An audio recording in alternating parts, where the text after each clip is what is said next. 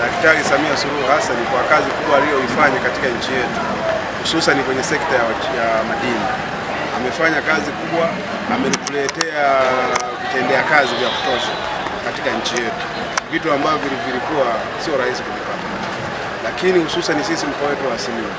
Mkoa wetu wa Simiyu kwanza ulikuwa umesahaulika kimadini, lakini leo mkoa wa Simiyu kupitia rais wetu Dr. Samia Suluhu Hassan na waziri wetu wa madini Anthony Mavunde umefanya kazi kubwa mpaka leo wachimbaji wa Simiyu na sisi tunaonekana kwenye ulingo wa kidunia kwamba Simiyu kuna madini na ni madini mengi.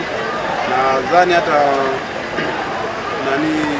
RMO ametoa takwimu, tumeshalipa zaidi ya mlaba zaidi ya bilioni 15 kwa miaka minne ya Mheshimiwa Rais. Kwa hiyo tuna haja kubwa sana ya kujipongeza sisi wa Simiyu, na tunamuunga mkono Mama Samia Suluhu Hassan.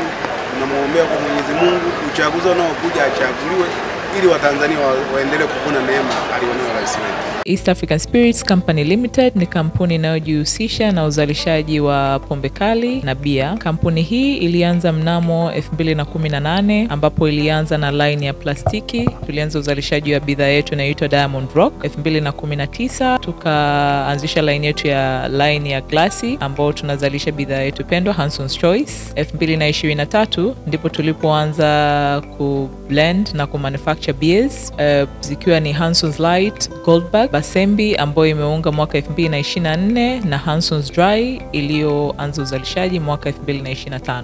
Bidhaa zetu ni bora, salama, zimethibitishwa na TBS, lakini pia zina key element au niseme ni zina sifa kuu ya kutokuwa na hangover, kutokuwa na harufu mbaya, na pia zina bei nafuu kwa kila Mtanzania.